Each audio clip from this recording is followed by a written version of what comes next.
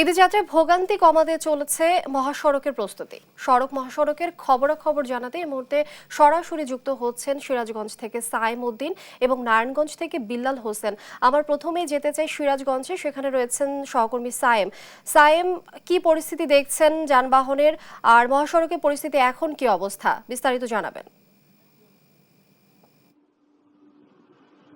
লিনিয়া ঈদ যত ঘনিয়ে আসছে, যানবাহনের সংখ্যা মহাসড়কে কিন্তু তীব্রতাই বাড়ছে। আমরা গত কয়েকদিনের যে যানবাহনের চিত্র এই মহাসড়কে দেখেছি, কিন্তু আসলে স্বাভাবিকের তুলনায় 2 গুণ বেশি দেখেছি। স্বাভাবিকে যেমনটা 10,000 থেকে 12,000 যানবাহন চলাচল করে মহাসড়কে, সেটি কিন্তু আসলে এখন বর্তমানে 25,000 থেকে 26,000 যানবাহন চলাচল করছে প্রতিদিনই। এর মধ্যে কিন্তু আসলে এই মহাসড়কে কিন্তু আসলে পশুবাহী কুরবানির পশু নিয়ে যে যানবাহনগুলো চলাচল করে, সেই যানবাহনগুলোই কিন্তু আসলে ঢাকামুখী বেশি চলাচল করছে। আমরা গতকালকেও দেখেছি যে এই মহাসড়ক দিয়ে কিন্তু প্রায় 24,000-এর মতো যানবাহন চলাচল করেছে এবং গত 24 ঘন্টায় প্রায় 25,900টি যান সিরাজগঞ্জ পুলিশের পক্ষ থেকে এবং সড়ক বিভাগের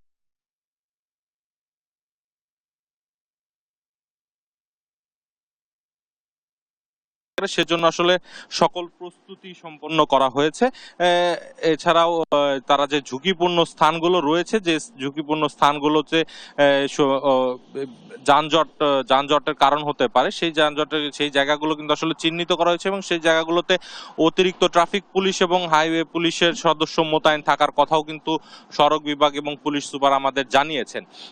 আমরা এখন যে জায়গাটিতে দাঁড়িয়ে আছি সেটিও আসলে ঝাউল ওভারব্রিজ এলাকা। এই এলাকাটি মূলত 1 কিলোমিটার এলাকা, মূলত এক লেনে যানবাহন চলাচল করে, যে কারণে এটি আসলে অত্যন্ত ঝুঁকিপূর্ণ স্থান হিসেবে তারা চিহ্নিত করেছেন।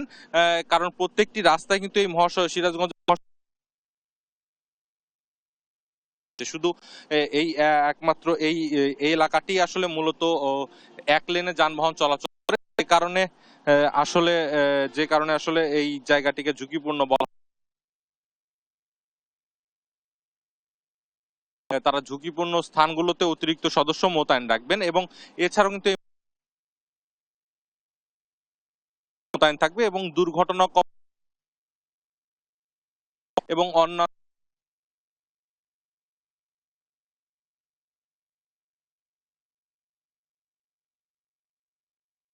পাঁচটি রেকার রাখা হয়েছে, যেটি আসলে দ্রুতই যেন এই জায়গায় যানবাহনগুলো অপসারণ করা যায়। আসলে এই ছিল আমার কাছে সর্বশেষ। আমরা যাব আসলে নারায়ণগঞ্জে, সেখানে রয়েছেন আসলে আমাদের বিল্লাল হোসেন। আমরা জানবো তার কাছ থেকে আসলে সেখানকার মহাসড়কের কি পরিস্থিতি।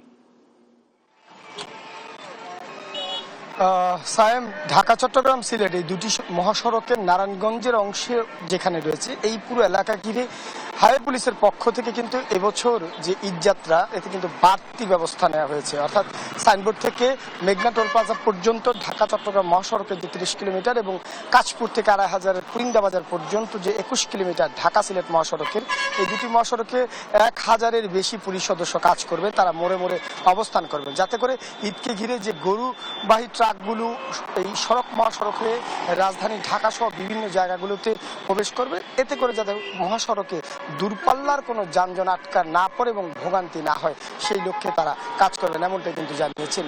তো এখনও কিন্তু মহাসড়কে একেবারে স্বাভাবিকভাবেই যানবাহনগুলো চলাচল করছে। সড়ক জনপথ বিভাগের পক্ষ থেকে সড়কে ইউটার্ন ইউলেপগুলোকে নতুন করে মেরামত করা হয়েছে, যাতে করে যানবাহনগুলো একেবারে স্বাভাবিকভাবেই চলাচল করতে পারে। তবে এই দুটি মহাসড়কে 3 চাকার যানবাহনের কারণে দূরপাল্লার যে যানবাহনের গতি, সেটি কিন্তু ধীর গতিতে পরিণত হয় এবং এই 3 চাকার যে যানবাহন, সেটির কারণে যেমনি স্থানীয়রা ভোগান্তিতে পড়েন, তেমনি যানবাহনের চালকরাও কিন্তু নানা সমস্যায় ভোগেন এবং একই সঙ্গে দুর্ঘটনাও ঘটে। তো এইবার ঈদযাত্রায় এই 3 চাকার যানবাহনের কারণে একটি ভোগান্তি ছাড়া তেমন কোনো ভোগান্তির চিত্র আসলে এই দুটি মহাসড়কে নেই। পুলিশের পক্ষ থেকেও সব ধরনের ব্যবস্থাই তারা নিয়েছেন, এমনটা কিন্তু আমাদেরকে জানিয়েছেন। এই হচ্ছে আমার কাছে ঢাকা চট্টগ্রাম সিলেট মহাসড়কের সবশেষ তথ্য। স্টুডিওতে অসংখ্য ধন্যবাদ আপনাদের দুজনকে আমাদের সঙ্গে যুক্ত হবার জন্য। দর্শক, মহাসড়কের পরিস্থিতি সম্পর্কে বিস্তারিত জানাচ্ছিলেন আমাদের সহকর্মীরা।